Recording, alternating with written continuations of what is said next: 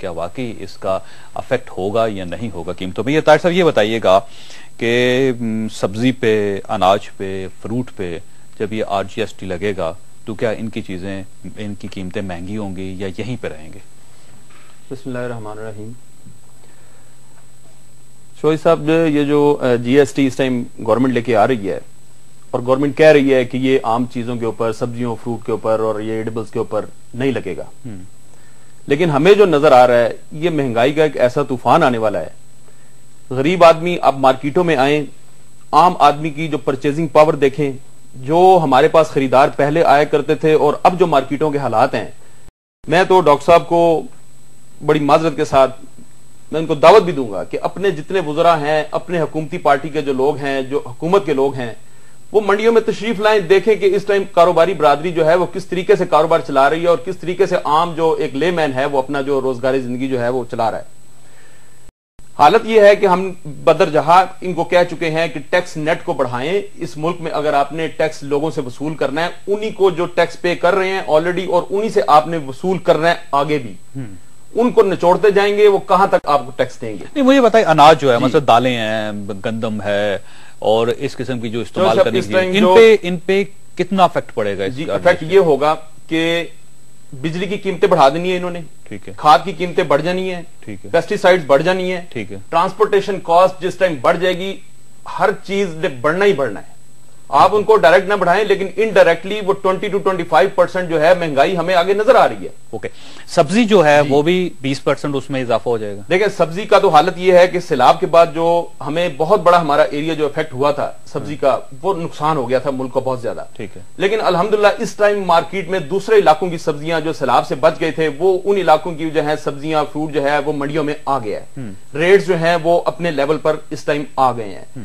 لیکن ابھی میں آپ کو بتا رہا ہوں کہ ہماری ٹرانسپورٹیشن کاسٹ صرف جو بلوچستان سے ہمارا سیب کا ایک ٹرک چلتا ہے وہ 80,000 سے 1 لاکھ روپے ہم کرایہ دے رہے ہیں۔ شاید ہی کسی حکومتی بندے کو ہو کہ 1 لاکھ روپیہ بلوچستان سے کوئٹہ سے جو ٹرک چلتا ہے وہ اسلام آباد میں 1 لاکھ روپے ہم اس کو گاڑی کا کرایہ پے کرتے ہیں۔ اس کی پیسٹی سائیڈ جو ہیں وہ جعلی اس کو ملتی ہیں، اس کو جناب جو 1200 فٹ نیچے زمین سے پانی وہ نکال رہے ہیں اس کو بجلی 16 گھنٹے نہیں ملتی، وہ جو ہے جنریٹر 5-10 ہزار روپیہ روز وہ فارمر جو ہے وہ جب تک جنریٹر سے پانی نہیں نکالے گا وہ باغات کو پانی نہیں دے اس کا مہنگائی ہوگی، مہنگائی ہوگی۔ اچھا، سینیٹر صاحب کی طرف جانا، میں نے یہ بتائیے گا سر کہ کل ووٹنگ ہوگی سینٹ میں، جو بل گورنمنٹ نے پیش کیا اور آپ نے ظاہر آپ کا بھی اس میں ایک کنٹریبیوشن ہے، تو آپ یہ بتائیے کہ کل MKM اس بل کی مخالفت کرے گی، آپ واک آؤٹ کر جائیں گے یا آپ خاموش رہیں گے، کیا کریں گے؟ دیکھیں، MKM نے اپنا بار بار موقف دہرا دیا ہے اور ہر وقت دہرا رہے ہیں کہ ہم اس پہ واک آؤٹ نہیں کریں گے،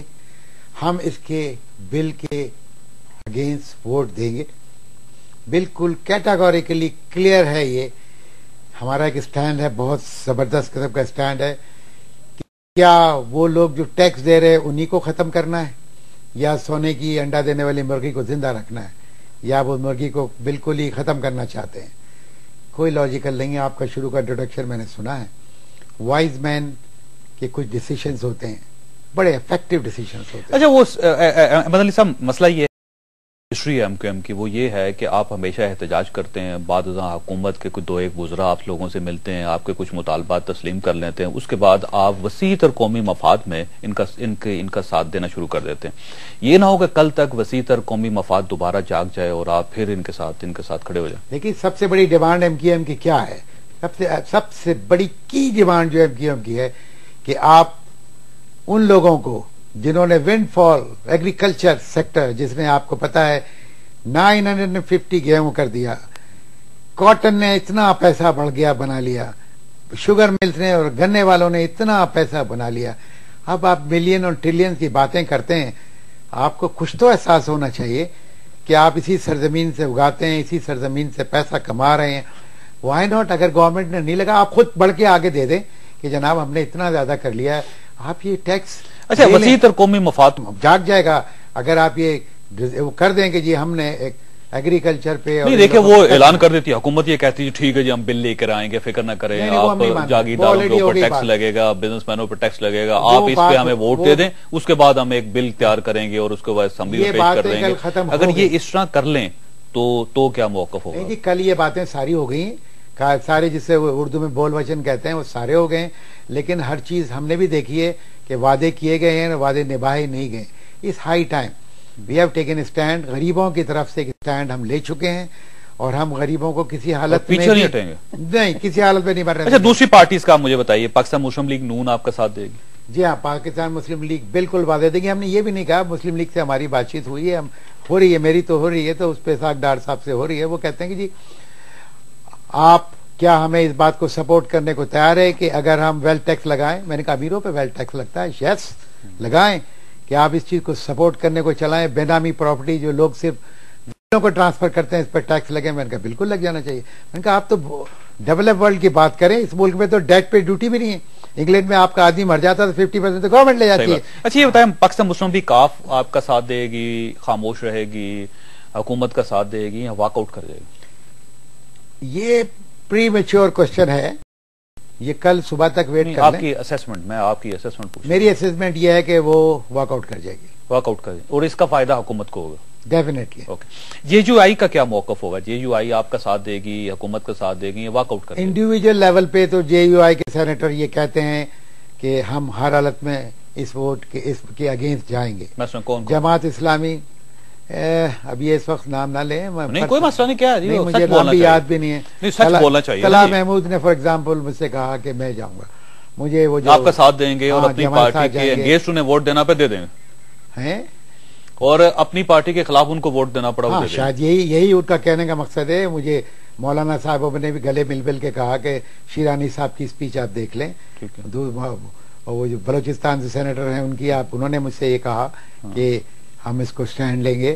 مجھے ظاہر ہے کہ منسٹر صاحب ہیں، انہوں نے مجھ سے کہا. اچھا اے این پی کا کیا موقف ہو؟ آپ کا ساتھ دیں گے یا ان کے ساتھ بھی مذاکرات چل رہے ہیں؟ اے این پی نے مذاکرات چل رہے ہیں، ان کے 10 تجاویز ان کی تھی، 7 گورنمنٹ مان چکی ہے، 3 رہ گئی ہیں.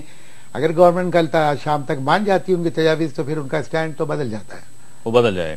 اس کا مطلب یہ کہ دو ایک پارٹی، ایک آپ ہوگے، آپ مسلم لیگ نون ہوگی، وہ آپ کے ساتھ. ابھی آپ نے مسلم لیگ کاف کا ذکر کیا تو ہارون اختر صاحب میرے ساتھ، سینیٹر ہارون اختر صاحب ٹیلی فون ان سے پوچھ رہے تھے. ہارون صاحب یہ بتائیے کہ کل جب ووٹنگ ہوگی تو آپ کی پارٹی واک آؤٹ کر جائے گی سینٹ سے؟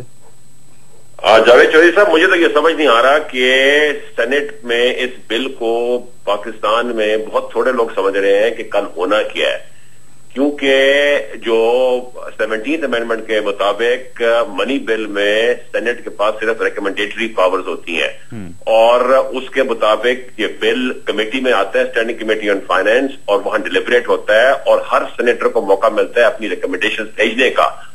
اس پارٹی میں صرف 3 پارٹیز نے اپنی ریکمنڈیشن بھیجی، اور وہ ڈیٹیل ڈیلیبریشن ہوئی.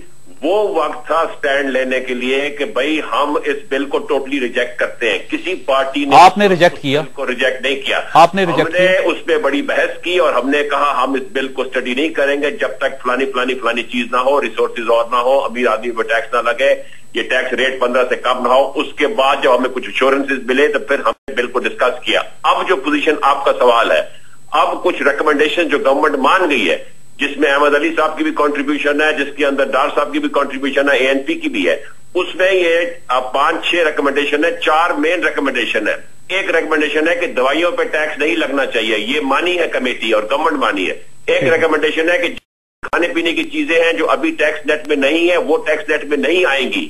ایک ریکمنڈیشن ہے کہ جو فلڈ ٹیکس ہے وہ 5 لاکھ سے اوپر لگے گا، اس سے نیچے نہیں لگے گا. ایک ریکمنڈیشن ہے کہ اسٹیشنری پہ نہیں. اب تو کل یہ ریکمنڈیشن آ رہی ہے، اس میں کون واک آؤٹ کرے گا؟ لیکن اس میں ہارون صاحب دیکھیے نا، انڈائریکٹلی ٹیکس تو لگ جائے گا. جب دیکھیے مشینری پہ ہوگا، جو دوائیاں بنانے والی فیکٹری ہیں اس کے جو فاضل پرزے ہیں، جو مشینری ہے، جو ان کا را مٹیریل ہے، جب اس کے اوپر 15% لگے گا تو ڈیفینیٹلی وہ اس کا افیکٹ تو دوائی کے اوپر جائے گا. اسی طرح سبزیاں ہیں، جو آپ نے بتایا کھانے پینے کی چیزیں، جب ٹرانسپورٹیشن کے اوپر لگ جائے گا تو ڈیفینیٹلی اس کا افیکٹ تو اس کے اوپر ہوگا. بات تو پھر وہیں کے وہیں ہوئی نا. چودھری صاحب، میں آپ کی بات سے پوری طرح اتفاق کرتا ہوں. مجھے اس بل میں بہت ساری چیزوں پہ شدید اختلاف ہے. میں یہ کہہ رہا ہوں کہ کل کیا ہونے والا ہے. کل یہ ہونے والا ہے جو ہونا تھا وہ اس میٹنگ میں اور کمیٹی کی میٹنگ میں ہونا چاہیے تھا نا. سب پارٹیز کو کھڑے ہو کے کہنا تھا کہ یہ بل ریجیکٹڈ ہے، بٹ وہ نہیں کہا گیا. اچھا، آپ کل کہیں گے کہ یہ بل ریجیکٹڈ ہے، آپ کہیں گے ہارون صاحب؟ میں شدید اختلاف کروں گا انہی چیزوں سے جس سے میری پارٹی نے کیا ہے. میرا ڈسینٹنگ نوٹ ہے. میں کہتا ہوں ایگریکلچر انکم پہ ٹیکس لگنا چاہیے، کیپٹل گینز ریل اسٹیٹ پہ لگنا چاہیے. آپ واک آؤٹ کریں گے یا اس کے خلاف ووٹ دیں گے؟ नहीं, कल वोटिंग तो है नहीं, कल वोटिंग